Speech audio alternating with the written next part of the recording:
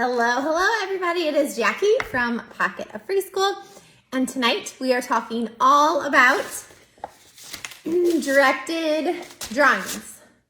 We're going to talk about how to do them, how to set them up, when you can do them, so the supplies you need, and some ways to kind of mix them up so that way they're not doing the same thing all the time.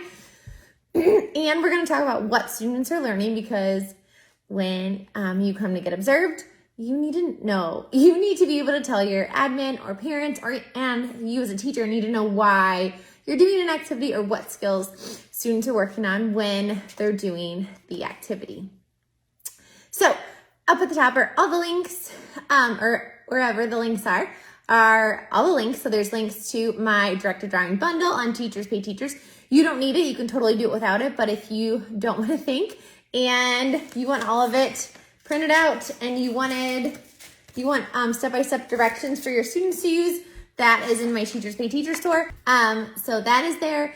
And then links to all the things are up with all the links. Okay, so what are directed drawings? So directed drawings are kind of like a step-by-step art project that you can do in your students with your classroom.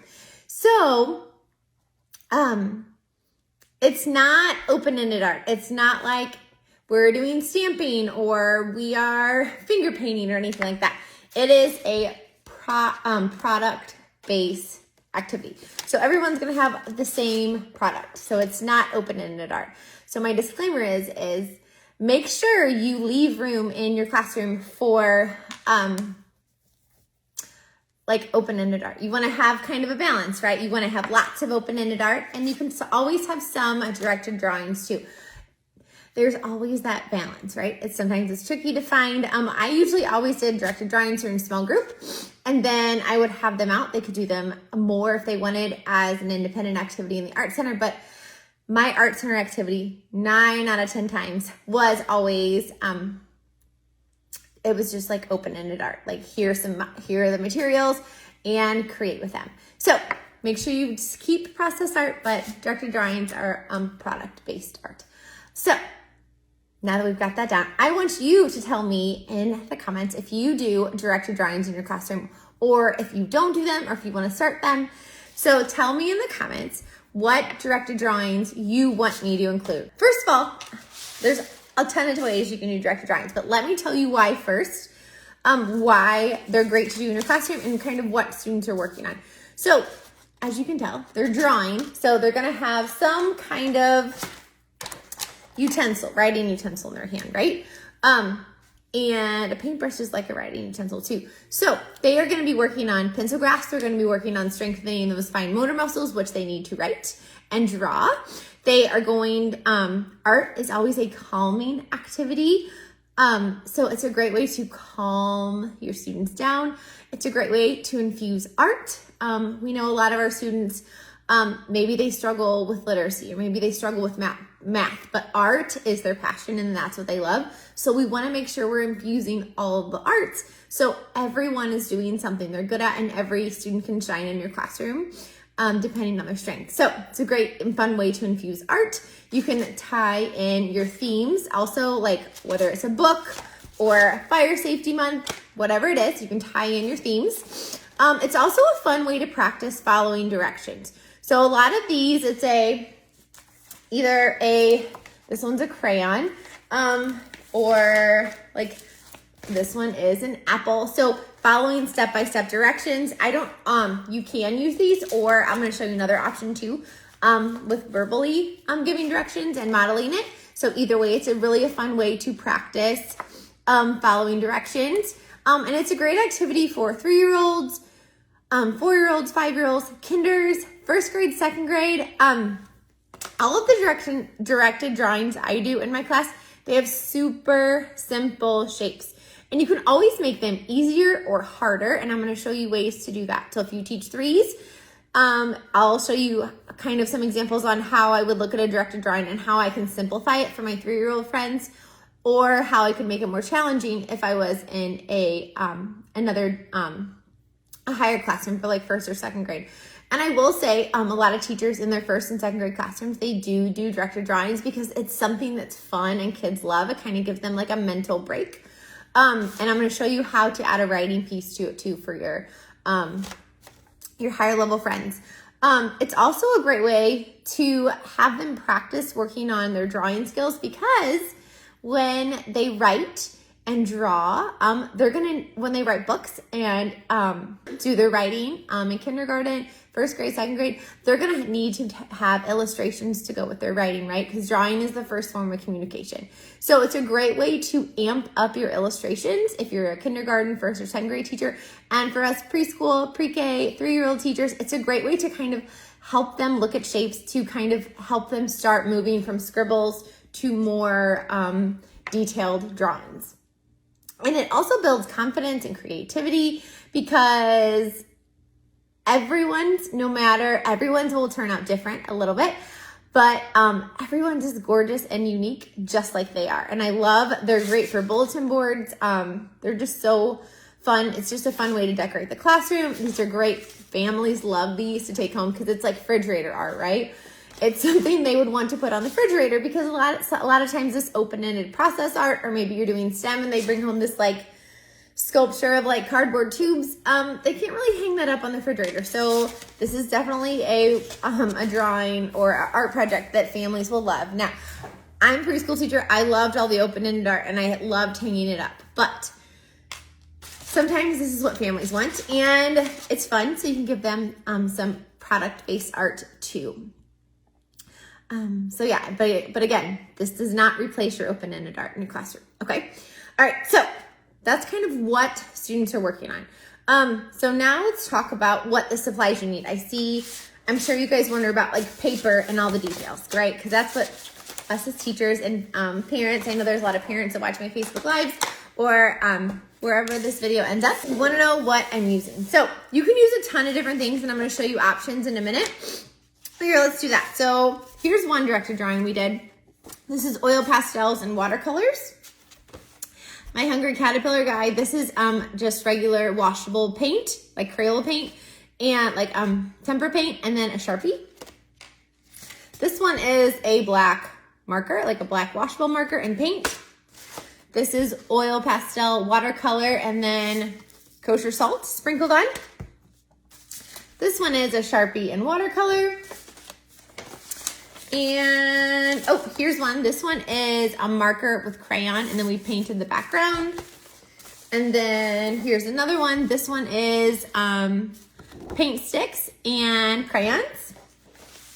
And then this one is a black marker, crayons, and then we painted the background. So let me show you the supplies. So I have them all on a tray, conveniently. Oh, and then you're gonna need name cards too. You guys know these are free in my Teachers Pay Teacher store. You can put the student's picture on them. Again, you know me, I love my uppercase for my 3-year-olds who are just starting to write. And then I have lowercase on one side, uppercase on the other. Have these out because you're 3-year-olds and pre-K friends who can't write their name independently yet. It's totally fine. Have this out so that way you have a support for them. It's a super simple way to differentiate. So here are supplies you can use. Use what you have in your classroom or at your house, and then grab something the next time you go to the store or ask for some more supplies. So these are just oil pastels. You can tell mine are very loved. They're just Crayola oil pastels. And then I broke mine up because when you break things, they have to use a pincer grasp or some kind of fingers. They can't do the fist. So break those up, and guess what? Then for each color, you'll get 3 pieces, which is great, right? So then you can probably, like when I taught full day and I had 18 kids for small group, I only had 2 boxes of these and it was plenty because I had 3 of each color. So it's cost efficient and it's great for their fine motor. And then watercolors. These are the Crayola Education watercolors. I just like these. These are my favorite. They're linked in my Amazon storefront because I found that they're the most vibrant colors. Whatever watercolors you have will work though. Glue and scissors, kosher salt, and kosher salt So I'm gonna model some of these techniques for you guys. This is what makes those sprinkles. So after you paint, have it soaked, sprinkle the kosher salt on, and it makes these gorgeous, kind of like crystallized snowflakes. And then when it's dry, you just rub it all off. Let me see if I have another one. And it doesn't have to be like a wintry one. Like it just makes a really cool texture in the paint. And I just have it in this little cup and they can just pinch it and put it on. So again, nothing fancy. Sharpies and my very fancy plastic cup. Sometimes we have pencils, crayons, regular old Crayon markers. Then this is paint sticks. So these are those tempera paint sticks. I love these because they dry really fast. So if you have those, you can use those too. And then regular tempera paint of all the colors. And then I like to use, when I have the tempera paints out, I like to use these Crayola brushes. These are my favorite. They come in a pack of 4, and I like to use the blue and the green one. You can find these brushes, usually these Crayola sets at like Michael's or Target, or they're linked in my Amazon storefront. But these are my favorite brushes to use. You can tell some of them I've had for, this one I've probably had for like 8 years. It's loved, but it still works. It's totally fine. I love these for watercolor and the tempera paints because it's small enough to be able to do the details, but big enough to do big spots at the same time. All right, so there's that. Oh, and googly eyes. Sometimes it's fun to add googly eyes. And then a cup of water if you're doing watercolor. Okay, so that is kind of the materials. And then I know you're gonna ask me about paper. So you can be all fancy and get watercolor paper. But as a teacher, I know that can get really expensive. So most of mine are done just on cardstock. Or I would test out your paper that you have in your classroom. See how your white paper does with watercolor. And if it works, awesome. But I typically use a cardstock. Or like this one's just like my regular white. It's the white easel paper. It's probably from like Discount School Supply. So I would love to use watercolor paint for all of them, but that's, again, kind of an expensive option, and sometimes you just don't have that in your budget, and that's okay. Your students will never know the difference if you have fancy paper or non-fancy paper. Okay, so we talked about what the skills students are using, the supplies. Now I want to tell you kind of how I do it. So I'm going to make, let's make one together for fun. Let's do the pumpkin. So you can, and I do have some free ones to try. I think I have it's a penguin on my blog for free if you wanted to try the step-by-step directions. So I have these again in my Teachers Pay Teacher store. Once the bundle is complete, it's going to have every season, and then it's going to have a theme pack and a pack that has one that goes along with our favorite kids books. And then remember, tell me in the comments what kids books you want me to have a directed drawing for. So it's basically a super simple step-by-step drawing. Now, you're not just gonna hand this to your friends and go, okay, go draw. What you're gonna do is you can have this out, and I'm gonna use cardstock so you guys can kind of see how it looks, okay? All right, so we're gonna do for this one, Sharpie, and then we'll do paint. Let's see. Yeah, let's do Sharpie and paint. Oh, and then I forgot to, if you want, those first couple times you do directed drawings, you can, like the day before, or I usually don't do it the same day as the directed drawing, just otherwise the activity lasts too long, and then I lose their attention. So you can practice with the dry erase board, like the day before. So yeah, so if you want to practice. If not, it's okay too. So I give my students Sharpies, and we talk about how these are permanent. If they get on your clothes, they will stain. So what happens is I do a step and then they do a step. So I say, okay, the first thing, and it's also really great if you can, let's say you're doing the pumpkin, you can show them a real pumpkin. So you're gonna talk about the shape. because we want to teach students how to look at something and be able to draw it, right? So we want to model noticing all of those shapes. So we can say, okay, the shape of the pumpkin is a big oval. So I'm going to draw a big oval. Now I'm going to do it first and then you guys do it. Ready? So watch me. I'm going to go around, around, around, stop. Now, okay, it's your turn. You guys do your big oval for the pumpkin. Okay, and then they're going to do their pumpkin and say, oh, our pumpkin needs a stem. What shape is the stem? It's kind of like a smashed triangle. So, okay, I'm going to draw a triangle. I'm going to go up, over, down. Okay, you guys do it. And then they draw their triangle and say, oh, you know what I noticed on this pumpkin? It kind of has lines. It has ribs on it. So I'm going to draw some of the ribs on my pumpkin.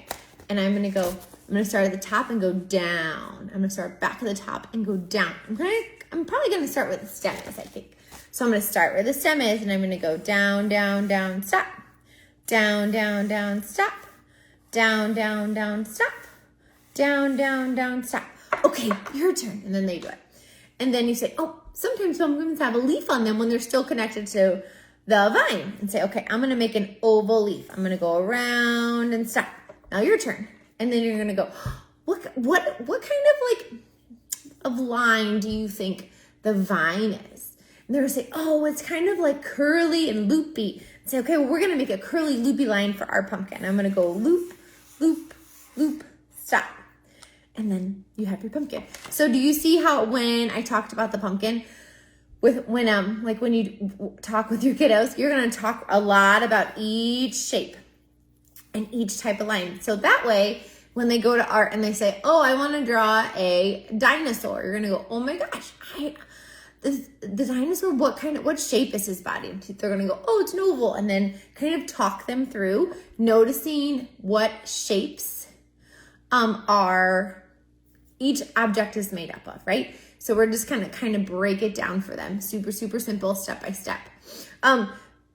So I'm gonna, now you get to paint it. So sometimes, and again, it's gonna depend on the age of your students, if you're gonna do all of this in one day, or maybe it's gonna need to be broken up into 2 days, or maybe your first directed drawing, you're gonna practice first on a dry erase board, and then they're gonna do it on their paper, and then they're gonna paint it the next day or do the background. So one thing you can do for the background is to use tempera paints. And one rule I have is that if I use markers or oil pastels or whatever it is, I always only have out the colors we're gonna use. So if we're doing a pumpkin, I'm not gonna put purple out. Unless you wanna be totally abstract and you want them to make all kinds of crazy pumpkin colors, then that's fine too. Then do that, because that's fun. But if you want them to make the object the same color, then just put out those colors. Otherwise, you're going to end up with purple pumpkins. And I'm just going to paint this really quick while I talk. But I love using tempera paints because, one, they use it all the time. So you probably, when I use tempera paint, I literally would pull it off of the easel usually and use it for small group. I don't need to make a separate container of paint. Oh, now when we do paint it in, I would say, okay, what color do you think we should paint the pumpkin? And I would talk about each part and kind of talk with the class about what color they think each part would be. And then we would do that and then maybe talk about going slow and tracing the line. And you can see how making this curly Q line, it's kind of like a lowercase e, right? So you can have those conversations too, talking about the different lines and what letters they look like. I always like to tie in a little bit of literacy whenever I can. And then once they do this part, then you can say, oh, what do you want to do for the background? Maybe you can say, oh, I want everybody to pick. You can do fall colors and say, okay, I think I'm going to paint mine yellow. And then maybe they're going to paint the whole thing yellow. And then they're going to do that. So when do you do directed drawings with your class? It depends on the year and I think the age of your student. I would say the first time you do a directed drawing with your class, I would do it during small group. Or if you have kinder, you could probably do it the drawing part during whole group. But I would do the first one, if you teach kinder or first grade or second grade, I would probably do it whole group.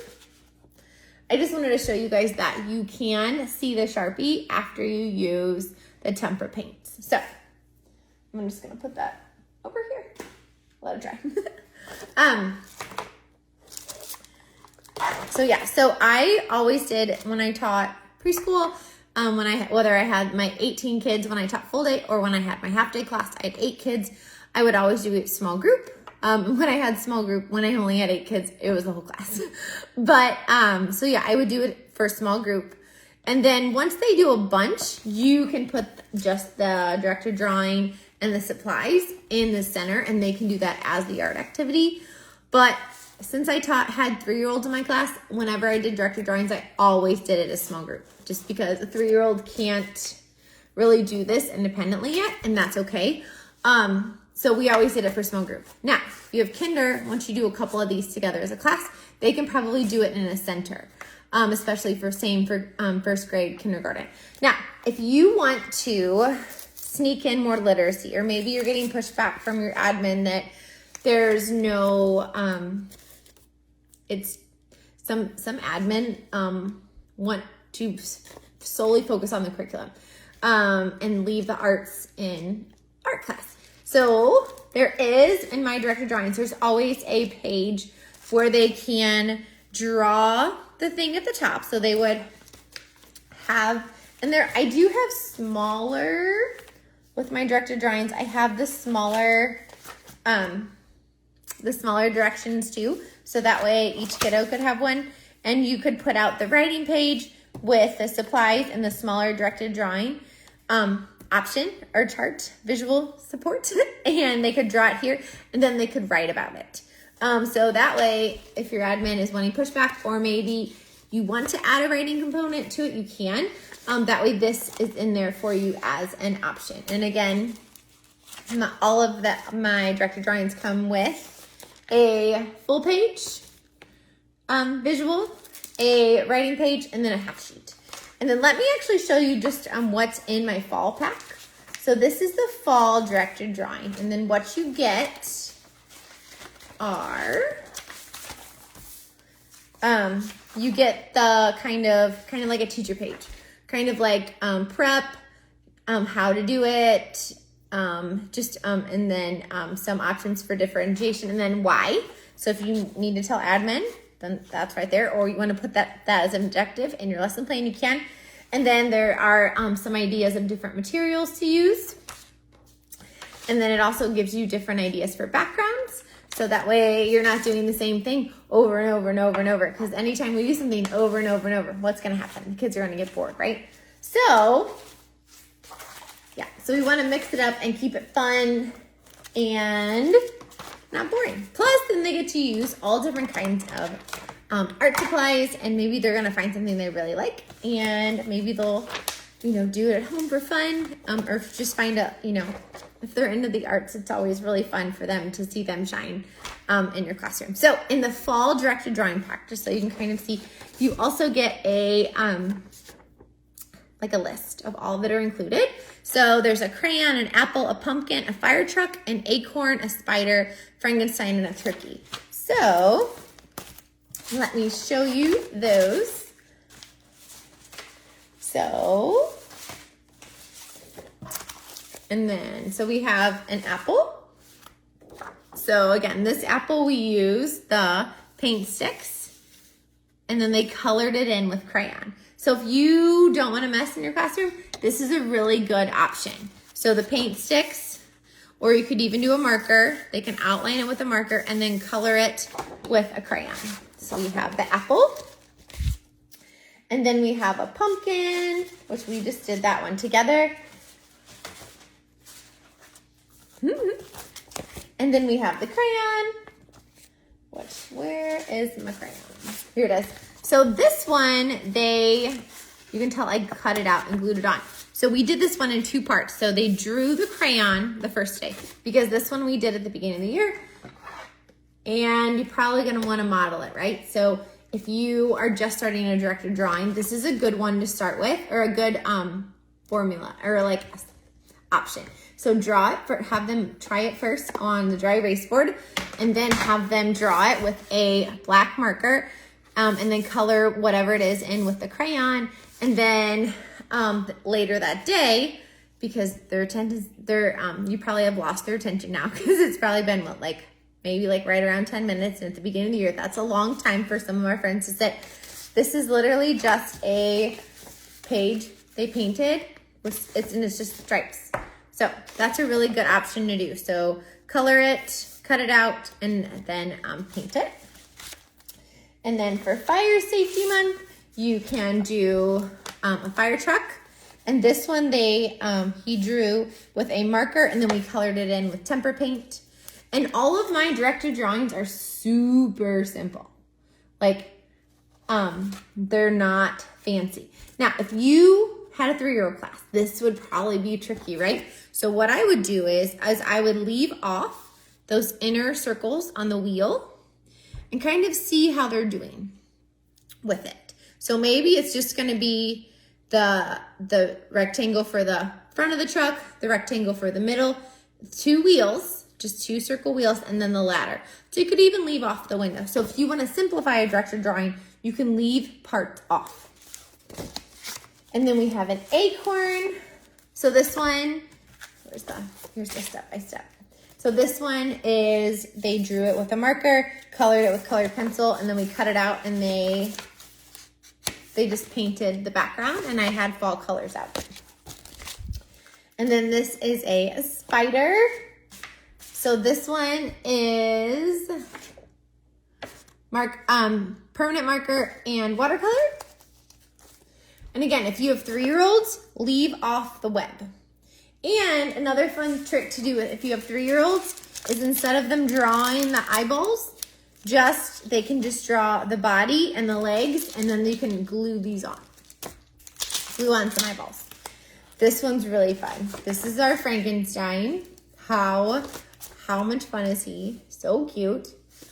And this one's liquid watercolor, or not liquid water. You can use liquid watercolor if you want, but this is just regular watercolor and oil pastels, which we're gonna do together in a minute. And then the last directed drawing in the fall pack, the turkey. And here's a good trick for, like, this one probably took a hot minute to make because there's a lot of different shapes and there's a lot to color in and lots of different colors. So you can just do this and then cut it out and then just glue it on red paper.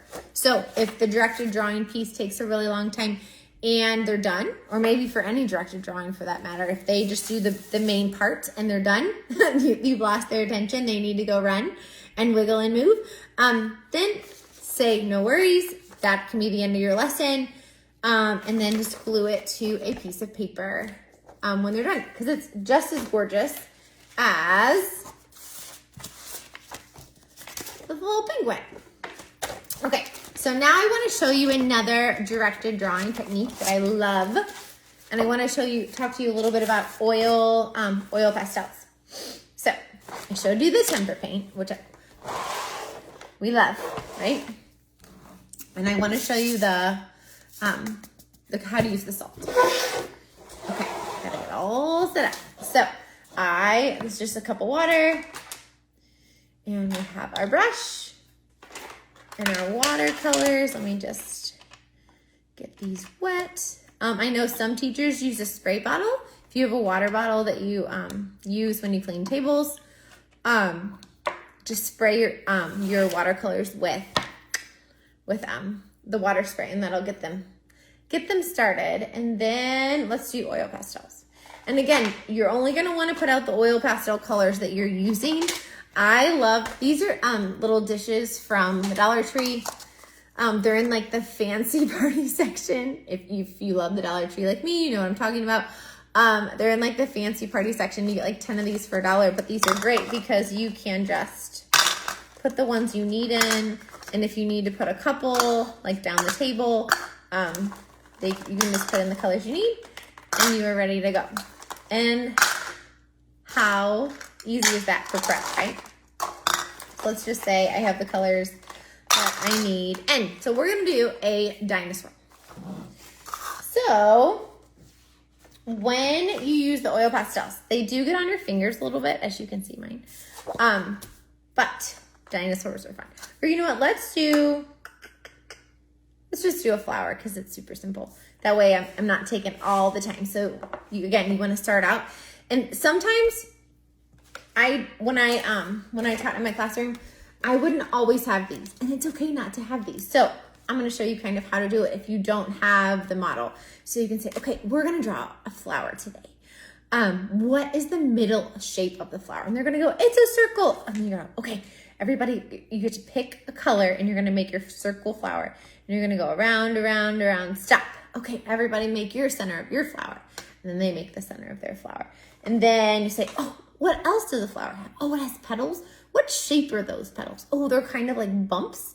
So say, okay, I'm going to make bumps on my flower. Watch me first, and then you guys will try in a minute. So I'm going to go bump, bump, bump, bump, bump, bump, bump, and say, okay, you guys try. And then they make their flower and say, you know what? I think I want another flower on my page. So I'm going to make another flower with a circle middle.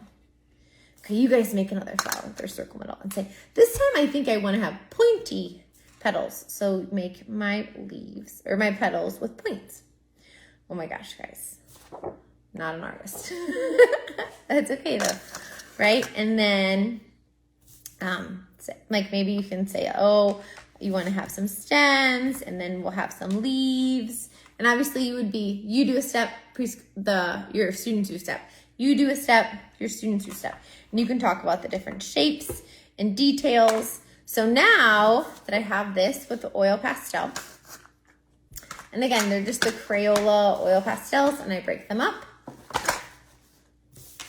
And then we're gonna use watercolor and say, okay, we're gonna do this together. So remember, when you have your watercolor paint, I'm gonna wipe it off on the side and really model out loud everything you're doing with your students and say, okay, I wanna paint the petals and I'm gonna make them match. So I'm gonna paint this petal purple. And you know what? It's okay if I go outside the line, because you're gonna have those kiddos who are perfectionists, right? And you don't want them to panic if they make a mistake. And say, okay, my paintbrush is almost dry. What do I need to do? Oh, I need to get some more paint. And then model getting the paint, wiping it off, picking, oops, that's black. Oh no, that's purple. Getting the paint and painting on the inside. But it's a really good time too to model making mistakes and talking about how mistakes are okay, and it's no big deal if you make mistakes. So I'm just gonna paint this really quick. But do you see how gorgeous these paints are with the oil pastels? And I like it too because when you outline it first with oil pastels, it kind of helps them know what color to paint what, rather than when you're using a black Sharpie, then they're kind of left to, especially if you have little friends, like 3-year-olds, 4-year-olds, they're gonna paint like, you know, the pumpkin purple. So yeah, so again, get it, wipe it off. Paint this one blue, and then I'm gonna paint, I'm just gonna paint the outside. Now, the trick is, and you can do the backgrounds different too. You can say, okay, you get to pick the color, and you could do any color you want. If you have students who are 3, the background is gonna be a lot to paint. So it's okay to give them a bigger brush to paint the background with. Because this will be a lot for them, and you don't want them to be frustrated with art. And a 3-year-old, or depending on your friend in your class, they may have a shorter attention span. So just give them a bigger brush to do the background, and that way they can do it too, and it's not as frustrating. Or maybe their fine motor is weaker, so their hand might be tired, so that's okay. So what you're gonna do is now when you use the kosher salt, you want to make sure it's super, super wet. Oh, always put a tray. I always usually have trays, and I have them put their drawing in a tray, so that way all of it goes in the tray, especially when you're using the salt. And if they need to, they can always add a little bit more water. So they're going to take pinches. Ooh, you hear that sound? So fun. Or so satisfying, as everyone says. All little kids say now, right? So satisfying, that sound. So you can tell all I did was I literally sprinkled it on. And then you're gonna take this and put it on the drying rack or put it in a good spot to dry. And then tomorrow when you go to school, all you're gonna do is like brush off all the salt, and then you're gonna have this gorgeous texture. But again, your paint has to be super wet. So if you have a friend who's paint and they don't use much water, tell them to just go back and add more water, or you can kind of help them add more water before they put the salt on, and then it'll be crystallized. But the crystals or the salt needs water to soak up and make the cool texture. So fun. Where's the other one I have? Here's the other one. And oh my gosh, you guys, you can put that on any of them. How pretty is that? Can you imagine a whole bunch of these on a bulletin board? It's so pretty. I love directed drawings. They're so fun. But again, you want to have directed drawings and open-ended art. Always have that great balance. So pretty.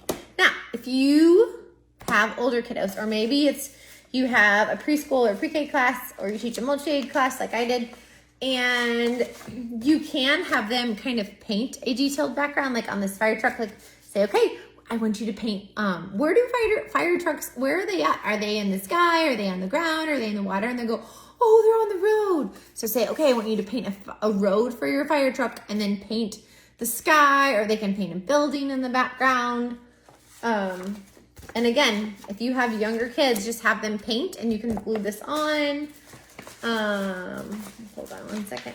You can have them do a single color background. Here's what I was looking for. You can also, with oil pastels, so have them draw the object and then have them do an outline. And what I would usually say is pick a color that's in the picture, and I want you to draw a border around your directed drawing. And then it matches, right? Which it's probably going to be the colors that you have in your cup. And then it just gives it a little extra detail. And this is, I always add the borders, or maybe you have a friend that's already finished with the drawing part and some friends are still going. Say, oh, can you draw a border around your art? And then they can draw a border. So that's really fun too, to add a little bit more pizzazz. I know a lot of people do square one art as a fundraiser in their classroom. Directed drawings are great for square one art because it fills up the whole page. It's bright and it's colorful. You can do it in a day, or over 2 days in your classroom. So if you need a project for square one art, do a directed drawing because they always turn out gorgeous on all the stuff. So, and and then I know somebody's going to ask about the trays. So these trays are linked in my Amazon storefront if you want them. And also the paint cups with the lids and the brushes, all the supplies are in my Amazon storefront. So yes, and I just usually get the kosher salt from like the local grocery store or Walmart. And you guys, this will probably last you like forever because I pour it back in. And this one doesn't have it on there, but I usually have written on all of my like food stuff. I always write on the top, like not food, on the top of all of my things you could eat that I use for sensory or art projects. I always write on the top, not food, because you know what I'm going to do?